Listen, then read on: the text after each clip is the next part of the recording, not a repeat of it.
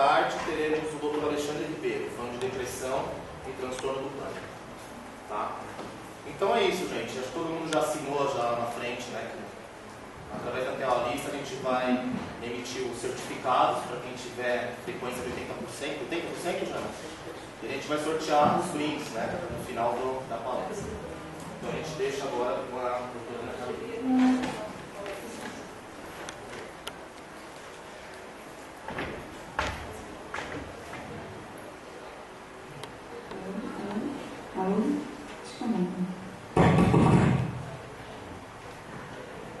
Bom dia a todos, eu sou a Ana Carolina, como o Nico me apresentou, e eu trabalho lá no Hospital Universitário, dentro da USP, tá?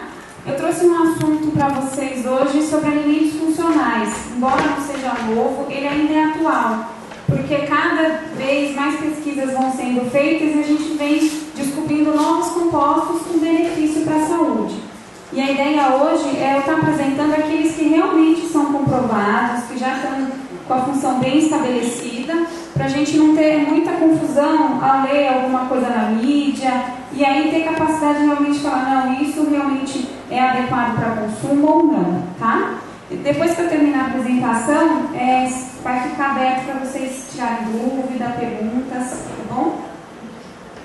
Então, como que a gente alega a capacidade funcional de um alimento? Quem, na verdade, fiscaliza aqui no Brasil é a Anvisa, tá? A Agência Nacional de Vigilância Sanitária.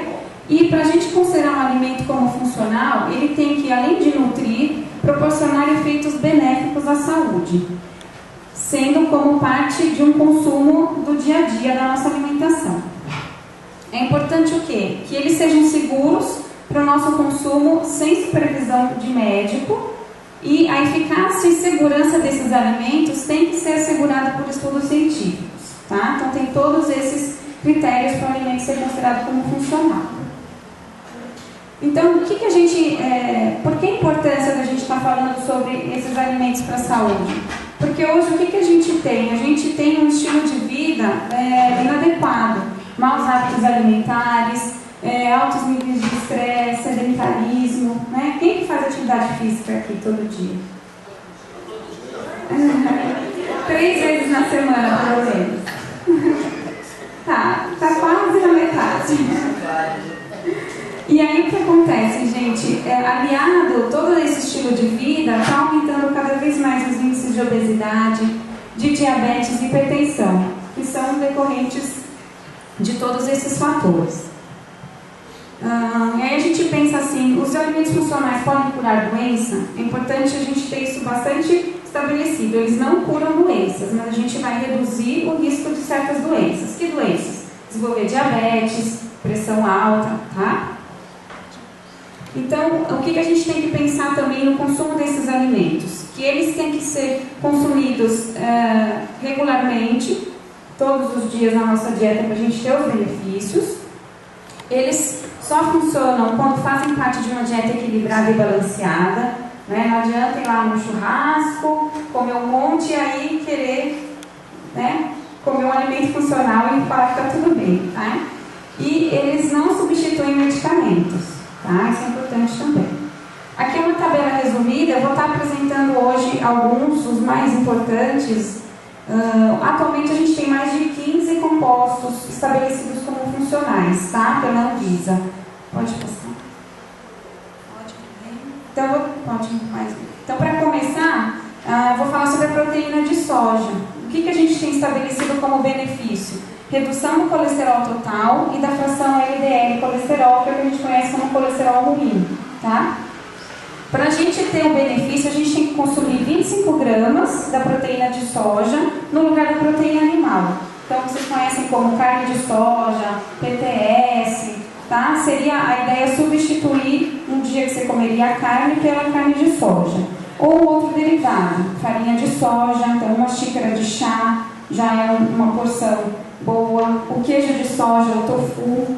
E o leite ou extrato de soja, tá? Cada copo já vai ter 5 gramas da proteína, tá bom? Na soja a gente tem também qual outro composto? A isoflavona, tá? A gente sabe que a isoflavona previne a osteoporose Também ajuda nos sintomas da menopausa, diminuindo os calores, tá? Aquelas sensações que as mulheres costumam sentir.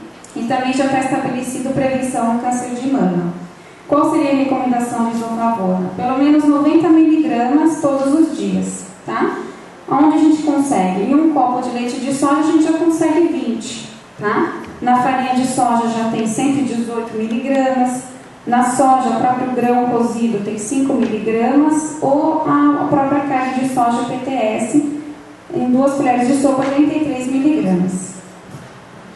Fitoesterol. Fitoesterol também é um outro composto que é presente em alguns alimentos e principalmente óleos vegetais, castanhas, nozes, algumas frutas, verduras e legumes. O que os fitoesteróis fazem? Eles ajudam a diminuir o colesterol total e o LDL e com isso também diminui o risco de doença cardiovascular, tá? Com relação às gorduras, nem todas são ruins, né?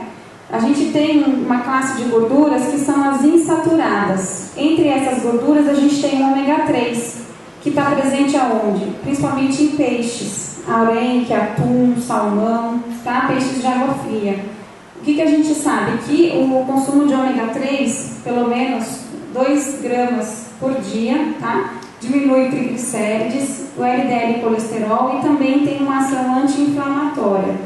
É uma ação anti-inflamatória para o combate de doenças inflamatórias, tá? Tem alguns sintomas de câncer que ele ajuda a combater, mas isso ainda não está bem estabelecido com relação ao câncer, tá? Mas com relação a triglicérides e LDL e colesterol. E como recomendação, o que a gente orienta? Pelo menos 2 porções de peixe por semana. Peixes quais? Esses que eu falei de água fria, atum, arenque, salmão, a gente já consegue um benefício, tá? Da origem vegetal, a gente tem o óleo de canola, a linhaça e a semente de chia. Vocês já viram falar na semente de chia? Ela é muito falada para emagrecer, né? Mas esse assunto de emagrecer já é um ponto que a gente não tem comprovado cientificamente, mas sim o ômega 3, que nela é fonte, e aí você tem um benefício com relação à diminuição de colesterol, tá? Com relação à linhaça e à semente de chia, 2 colheres de sopa por dia já tem o benefício do ômega 3. Aí, ainda nas classes de gorduras insaturadas, a gente tem o ômega 9, que está presente principalmente no azeite, no abacate, azeitona e essas frutas oleaginosas, nozes, castanhas, que a gente consome bastante na época de Natal. Ele ajuda a combater o LDL e colesterol e, além disso, ele tem o benefício de aumentar o colesterol HDL, que é o colesterol bom, tá? É o único alimento que aumenta HDL. O resto não tem essa capacidade. E aí, 2 colheres de sopa de azeite ou de castanhas e nozes seria um punhado que a gente fala. Dá em torno de 1/3 de xícara, tá? E prebióticos e probióticos. Também tem bastante na mídia falando. A gente eles funcionam normalmente muito bem juntos. Então, o prebiótico, ele é um tipo de fibra que ajuda na manutenção da flora intestinal, que a gente tem naturalmente, tá? Essas fibras, elas estão presentes principalmente na cebola, na chicória, na banana, que são os fruto-oligosacarídeos, os FOS.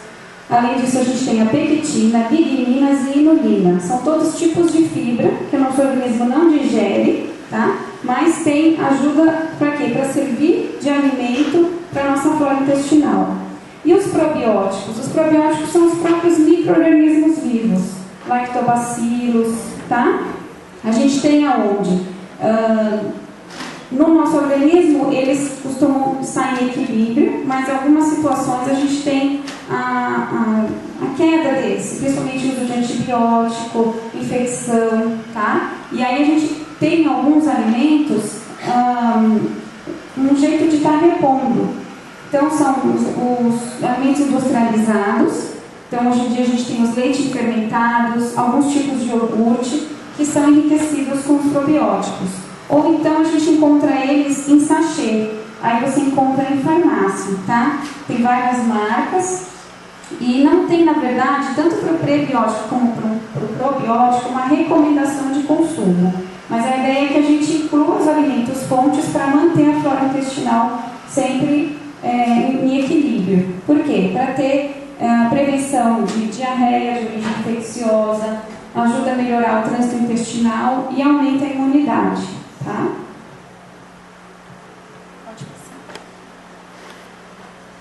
Outro alimento funcional é a aveia. A aveia ela tem o quê? Ela tem um tipo de fibra que chama beta-glucana. E isso já está bem estabelecido, essa fibra ela ajuda no combate do colesterol LDL.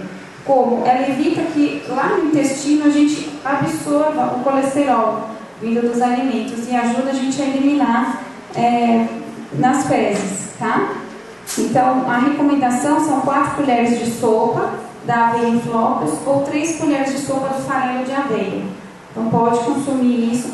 Não precisa ser pura, a gente pode estar consumindo também a aveia presente em biscoito, em pães, tá?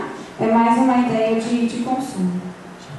Aí a gente tem também outra substância que são as catequinas. As catequinas elas estão presentes bastante no chá verde, algumas frutas vermelhas como cereja, amora, framboesa, no mirtilo, na uva roxa e no vinho, tá? As catequinas elas ajudam a diminuir a incidência de certos tipos de câncer, diminui também o LDL e colesterol e estimula o sistema imunológico. Recomendação com relação ao chá verde, de 5 a 6 xícaras por dia, tá? Em específico do vinho, além das catequinas, eles também têm os flavonoides, que são substâncias antioxidantes, que vão ajudar também a diminuir o risco de doença do coração. Então, a gente tem também hoje em dia, que não só o vinho, mas o consumo de suco de uva integral tem esse mesmo benefício. Porque os flavonoides, eles estão na casca da uva.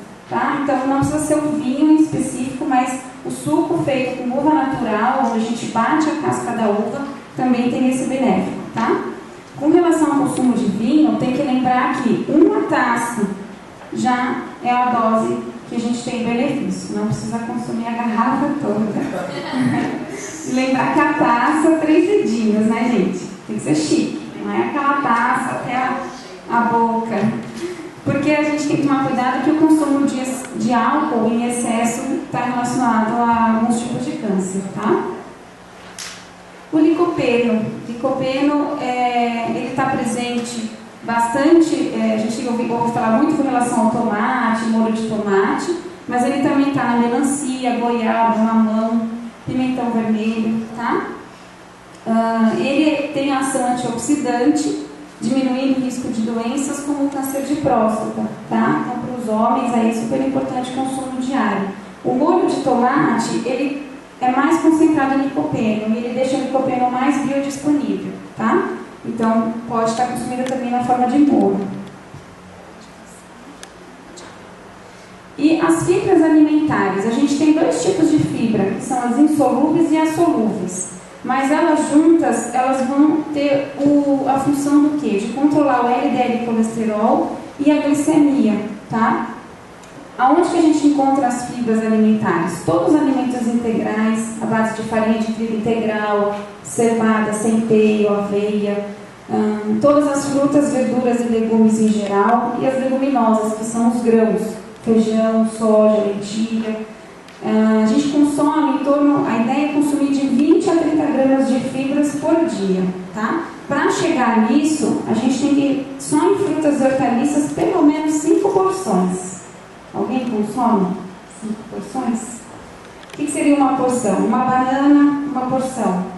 Uma maçã, outra. Então, a ideia seriam 3 frutas e almoço e jantar sempre um vegetal, cru e um cozido. A gente chega nessa recomendação mínima para ter o benefício de controle de colesterol e glicemia, tá?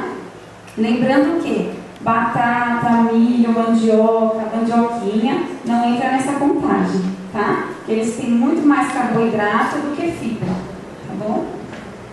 Eu trouxe para vocês aqui a pirâmide mediterrânea. É uma pirâmide muito interessante, porque ela faz a ideia do que a gente tem que consumir diariamente, semanalmente ou mensalmente, tá? Ali na base, o que a gente tem? Atividade física.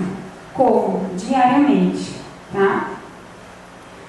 Que mais? Pão, massa, arroz, grãos, polenta, batata, né, que são os carboidratos, também diariamente. Melhor se a gente consumi-los aqueles integrais, tá?